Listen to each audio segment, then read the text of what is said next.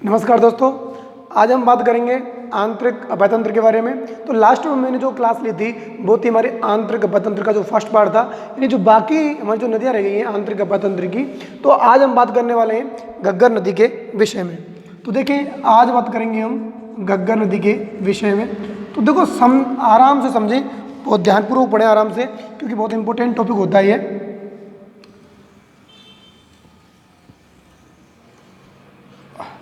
तो देखो, आज बात करने वाले हैं हम आंतरिक अभ्यंतर के विषय में। मान लेते हैं ये अपना राजस्थान का मैप है, और अब बात करें कि जो घग्गर नदी है इसका उद्गम कहाँ से होता है, यानी ये नदी कहाँ से निकलती है और कहाँ जाती है। तो देखो, इसका उद्गम होता है हिमाचल प्रदेश में। हिमाचल प्रदेश में जो पर्वत श्रेणियाँ पड़ती हैं जिनका नाम है शिवालिक पर्वत श्रेणियाँ। कौन सी भाई? शिवालिक पर्वत श्रेणियाँ। ध्यान रखो, शिवालिक पर्वत श्रेणियों से ही इसका उद्गम होता है, यहाँ से ये निकलती है शिवालिक पर्वत श्रेणियों से। प्लस यहाँ पर एक मंदिर पड़ता है कालिका माता का मंदिर। ध्यान रखें, पास में ये मंदिर पड़ता है कालिका माता का मंदिर। यहाँ से उद्गम होता है हमारी घग्गर नदी का। यहाँ से उद्गम होने के बाद ये सीधी जो नदी है पंजाब और हरियाणा होते हुए राजस्थान में प्रवेश करती है ये। और राजस्थान में जब प्रवेश करती है उस गांव का नाम है तलवाड़ा गांव। कौन सा गांव भाई? तलवाड़ा गांव। ध्यान रखिए, ये तलवाड़ा गांव प्लस जो आता है टिब्बी तहसील हनुमानगढ़ में। कहाँ आता है ये? टिब्बी तहसील हनुमानगढ़ में पड़ता है तलवाड़ा गाँव। तो तलवाड़ा गाँव से ही ये नदी राजस्थान में प्रवेश कर जाती है। प्लस यहाँ हनुमानगढ़ का जो क्षेत्र जिला ही है, प्लस तलवाड़ा गांव से प्रवेश करती है। इसके बाद थोड़ा आगे बढ़ती है राजस्थान की तरफ, और यहाँ गंगानगर जो है ये सूरतगढ़ और अनूपगढ़, यहाँ से गुजरती हुई सीधी जाती है और इसका पानी पहुँच जाता है फोर्ट अब्बास तक। यानी इसका जल कहाँ तक जाता है? सीधा फोर्ट अब्बास पाकिस्तान तक। तो ध्यान रखें, जो फोर्ट अब्बास जो स्थान है ये पाकिस्तान के अंदर पड़ता है। कहाँ पड़ता है ये? पाकिस्तान में। यानी जो हमारी घग्गर नदी है इसका जल मुख्यतः तो भटनेर में ही विलुप्त हो जाता है, परंतु जब अत्यधिक बारिश होती है तो इसका जल गंगानगर और फोर्ट अब्बास पाकिस्तान तक पहुंच जाता है। तो देखो, घग्गर जो नदी है इसकी जो कुल लंबाई है, यानी अगर हम बात करें इसकी कुल लंबाई के विषय में, तो ध्यान रखो इसकी कुल लंबाई है 465 किलोमीटर। कितनी भाई? 465 किलोमीटर लंबाई है। इसमें से राजस्थान के अंदर इसकी कुल लंबाई है 100 किलोमीटर। यानी राजस्थान में ये 100 किलोमीटर ही प्रवाहित होती है, बाकी सब पंजाब हरियाणा और पाकिस्तान की तरफ भी प्रवाहित होती है। प्लस जो हमारी घग्गर नदी है ये आंतरिक अभ्यंतर की सबसे लंबी नदी है, राजस्थान में होकर बहने वाली सबसे लंबी नदी है। कौन सा तंत्र की है ये? आंतरिक अभ्यंतर की। ध्यान रखिए, अगर इस आधार पर क्वेश्चन आपसे पूछा जाए कि राजस्थान के अंदर आंतरिक अभ्यंतर की सबसे लंबी नदी कौन सी है, तो ध्यान रखिए वो घग्गर है। प्लस अगर ये क्वेश्चन घुमा के पूछा जाए कि पूर्णतः राजस्थान में बहने वाली, पूर्णतः अगर राजस्थान में बहने वाली सबसे लंबी अगर पूछी जाए आंतरिक अभ्यंतर की नदी, तो आएगी हमारी कांतली। कौन सी आएगी? कांतली, जो कि सीकर में बहती है। प्लस अगर सबसे छोटी पूछ ली जाए तो आएगी हमारी काकनी नदी, जो जैसलमेर में बहती है। तो देखें, अब बात करें घग्गर नदी के उपनामों के विषय में। हमारी ये घग्गर नदी है इसको किन किन उपनामों से जाना जाता है, यानी इसको किन नामों से अपन जानते हैं, किन किन नामों से जानी जाती है हमारी घग्गर नदी। देखो, घग्गर नदी को बोलते हैं हम दृश्यवती नदी। क्या बोलते हैं भैया इसको? दृश्यवती नदी, सरस्वती नदी, ठीक है, मृत नदी, नट नदी। नेक्स्ट राजस्थान का शोक भी इसको कहा जाता है। ध्यान रखो, इन उपनामों से जाना जाता है हमारा किसको? घग्गर नदी को। दृश्यवती नदी, सरस्वती नदी, मृत नदी, नट नदी और राजस्थान का शोक, इन उपनामों से जानते हैं हम घग्गर नदी को। देखो, अगर बात करें सरस्वती के बारे में, तो ध्यान रखो जो सरस्वती है इसका वर्णन ऋग्वेद में भी मिलता है। ध्यान रखो, अगर आपसे पूछने जाए कि जो सरस्वती है, क्योंकि जो घग्गर नदी है इसका प्राचीन नाम सरस्वती नदी है, कहते हैं कि वर्तमान में विलुप्त हो गई है, तो समझ लें जो ये सरस्वती नदी है ये ही हमारी घग्गर नदी है। तो देखो, सरस्वती का सर्वप्रथम अगर उल्लेख किया गया, इसका जो वर्णन मिलता है तो वो मिलता है हमें ऋग्वेद में। कहाँ मिलता है भाई? ऋग्वेद में। यानी सर्वप्रथम ध्यान रखिए सरस्वती का जो उल्लेख किया गया है वो किया गया था ऋग्वेद के अंदर। ऋग्वेद के, ध्यान रखिए, ऋग्वेद के 10वें मंडल में, कौन से मंडल में, 10वें मंडल में 136वें सूक्त के 5वें मंत्र में, कौन से मंत्र में, 5वें मंत्र में इसका उल्लेख किया गया है, सरस्वती शब्द का उल्लेख किया गया है। वैसे ध्यान रखें ऋग्वेद के अंदर टोटल 1028 सूक्त होते हैं। कितने? 1028 सूक्त होते हैं। तो ऋग्वेद के, ध्यान रखें ऋग्वेद के बारे में अगर और बात करते हैं तो ध्यान रखो ऋग्वेद में टोटल आते हैं 10 मंडल, यानी 10वें मंडल के 136वें सूक्त के 5वें मंत्र में, कौन से मंत्र में, 5वें मंत्र में सर्वप्रथम उल्लेख मिलता है हमारा किसका, सरस्वती नदी का। तो ध्यान रखें वैसे ऋग्वेद में टोटल 1028 सूक्त होते हैं। तो अगर मतलब आपसे पूछ ले जाए कि जो सरस्वती है इसका सर्वप्रथम उल्लेख कहाँ किया गया है, तो ध्यान रखें ऋग्वेद के अंदर किया गया है। जो ऋग्वेद के 10वें मंडल के 136 के जो सूक्त है उसके 5वें मंत्र में इसका उल्लेख किया गया है, किसका, सरस्वती नदी का। तो ध्यान रखो सरस्वती नदी को वैसे अगर हम बात करें तो ये जो क्षेत्र माना जाता है इस क्षेत्र को कहते हैं तुषार क्षेत्र।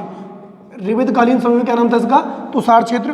प्लस जो ये हमारी शिवालिक पर्वत श्रेणियाँ हैं इसको कहते हैं सुमेरु पर्वत श्रेणियाँ। ध्यान रखो सुमेरु, तो देखो सुमेरु पर्वत श्रेणियाँ इनको ही कहा जाता है और यहीं से ही ऋग्वेद में कहा गया है कि हमारी सरस्वती नदी का उद्गम होता है। प्लस ये जो नदी निकलती है हमारी जो वर्तमान में घग्गर है, तो पंजाब में ध्यान रखो सरस्वती को कहा गया था चितांग नदी। क्या कहा गया है, चितांग नदी के नाम से जाना गया है। कहाँ, पंजाब के अंदर। क्लियर।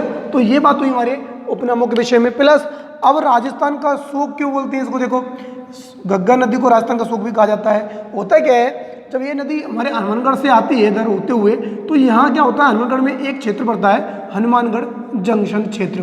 कौन सा पड़ता है भाई, हनुमानगढ़ जंक्शन क्षेत्र। तो ध्यान रखो जो हनुमानगढ़ जंक्शन क्षेत्र है ये इस नदी के पेटे से नीचे पड़ता है, यानी जो नदी का पेटा है उस नदी के पेटे से ये नीचे पड़ता है। तो अगर मान लो ये क्षेत्र नीचे है तो इसमें क्या होता है, जब नदी में कोई उफान आता है, जब अधिक पानी आता है तो इस क्षेत्र में बाढ़ आ जाती है। और स्वाभाविक है जब बाढ़ आएगी तो स्वाभाविक है यहाँ क्या होगा, शोक होगा, क्योंकि जनधन की हानि होगी। तो इसलिए कहलाता है ये राजस्थान का शोक कहलाती है नदी, कौन सी, घग्गर नदी।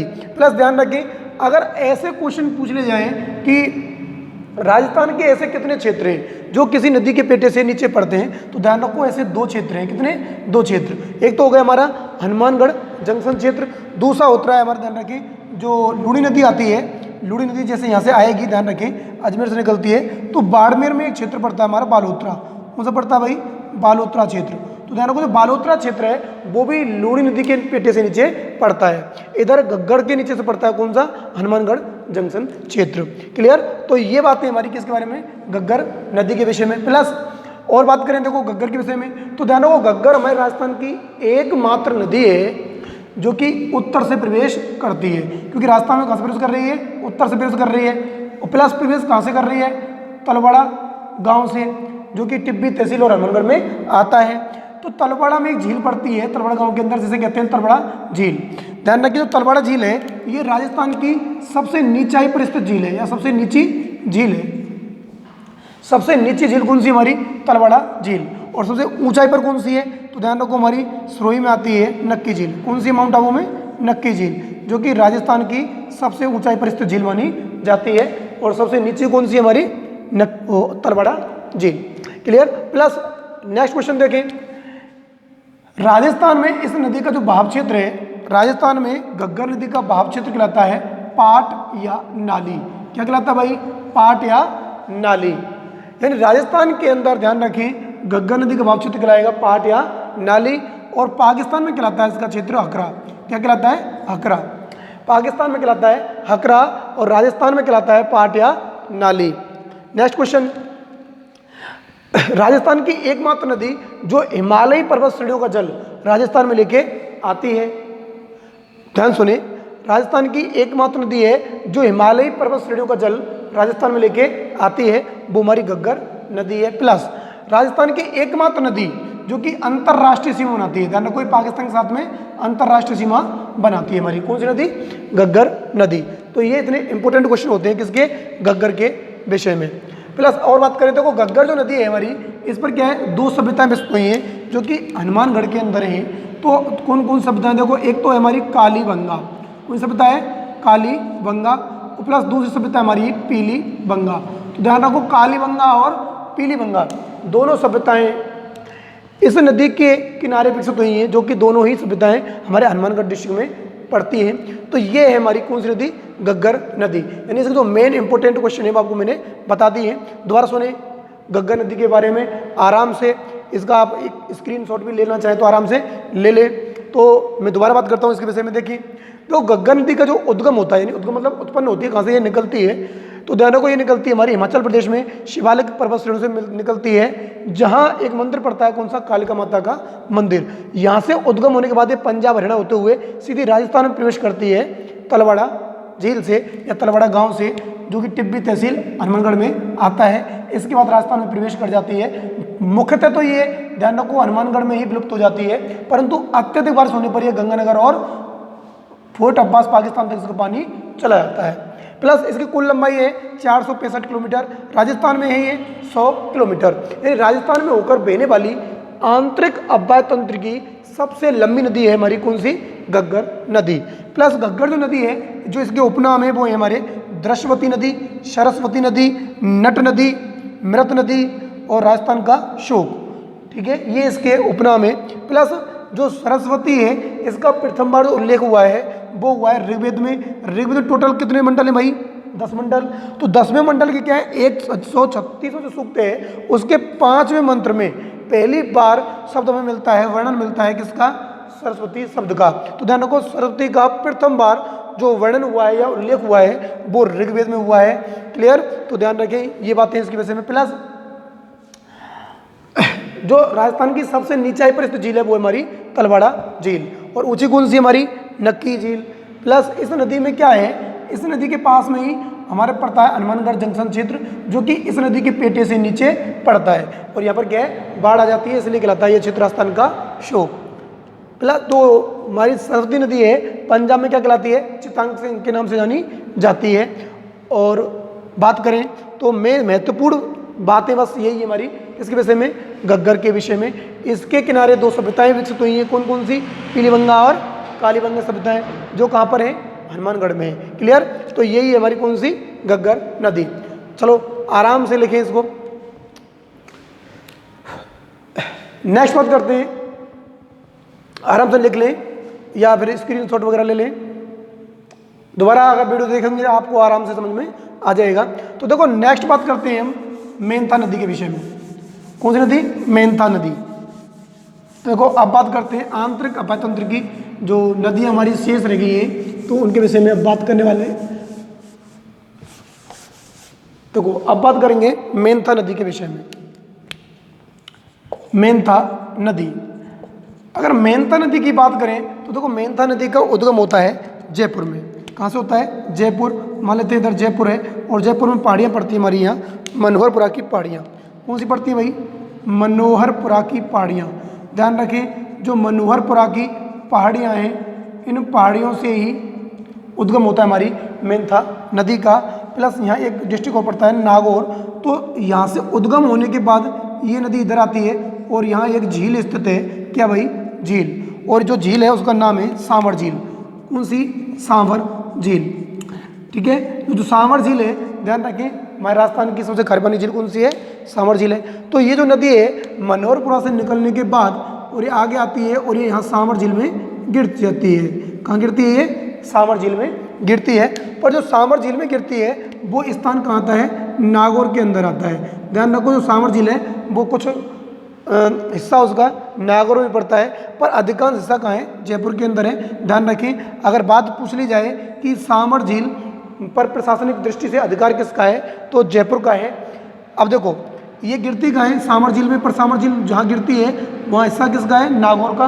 ध्यान रखें। अब देखो यहाँ जो गिरती है तो उससे पहले क्या है, एक शहर पड़ता है नागौर का जिसका नाम है लूड़वा शहर। क्या नाम है, लूड़वा। तो ध्यान रखो जो लूड़वा शहर है ये मेंथा नदी के किनारे ही बसा हुआ है, जो कि जैनियों का प्रमुख तीर्थ स्थल है। किसका भाई, जैनियों का प्रमुख तीर्थ स्थल है। जैनियों का प्रमुख क्या है, ये तीर्थ स्थल। कौन सा हमारा, लूड़वा शहर। तो ध्यान रखो लूड़वा शहर भी मेंथा नदी के किनारे ही बसा हुआ है। तो ये छोटी सी नदी है बस।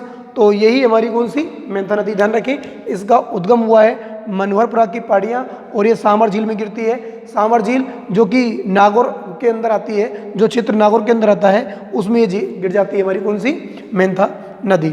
बस यही है हमारी कौन सी, मेंथा नदी। प्लस नेक्स्ट बात करने वाले हैं हम रूपनगढ़ नदी के विषय में। कौन सी नदी, रूपनगढ़। तो देखो रूपनगढ़ के बारे में बात करें तो समझे। अब बात करेंगे हम रूपनगढ़ के बारे में।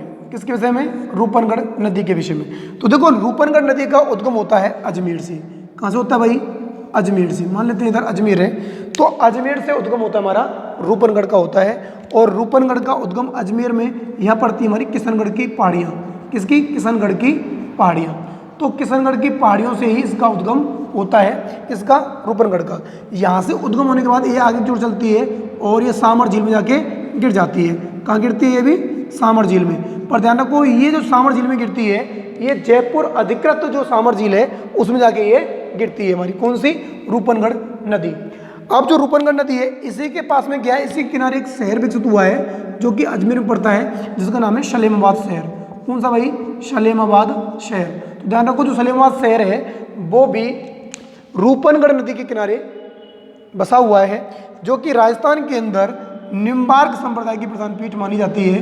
ध्यान रखें, निम्बार्क संप्रदाय की प्रधान पीठ कौन सी भाई, सलेमाबाद। ध्यान रखो, जो निम्बार्क संप्रदाय है उसकी प्रधान पीठ हमारी सलेमाबाद में है, और जो कि किस नदी के किनारे बसा हुआ है, रूपनगढ़ नदी के किनारे बसा हुआ है। क्लियर। तो आराम से ये देख लें, ये भी छोटी सी नदी है। प्लस अब नेक्स्ट बात करेंगे हम रूपारेल नदी के विषय में। किसके विषय में भाई, रूपारेल नदी के विषय में। तो ये आराम से आप लिख लेना, मिटा नहीं रहा हूँ। क्लियर। तो अब बात करेंगे हम नेक्स्ट रूपारेल। तो ध्यान रखो, जो मैंने आपको ट्रिक लिखाई थी रूपारेल नदी, तो वो सभी लगभग नदियाँ कंप्लीट होने वाली है। तो अब बात करने वाले हैं हम रूपारेल नदी के विषय में। तो देखो रूपारेल नदी का उद्गम होता है अलवर से। कहाँ से होता है भाई, अलवर। तो अलवर में क्या है, पहाड़ियाँ पड़ती हैं, उदयनाथ की पहाड़ी। कौन सी पड़ती है, उदयनाथ की पहाड़ियाँ। तो ध्यान रखो, उदयनाथ की पहाड़ियों से ही उद्गम होता है हमारी किस नदी का, रूपारेल। किस नदी का, रूपारेल नदी का। ध्यान रखो, जो रूपारेल नदी है ये उदयनाथ की पहाड़ियों से निकलती है, और जो उदयनाथ की पहाड़ियाँ हैं वो अलवर में आती हैं। अलवर में एक तहसील पड़ती है थानागाजी। कौन सी पड़ती है भाई, थानागाजी तहसील। तो थानागाजी में ही पड़ती हैं उदयनाथ की पहाड़ियाँ।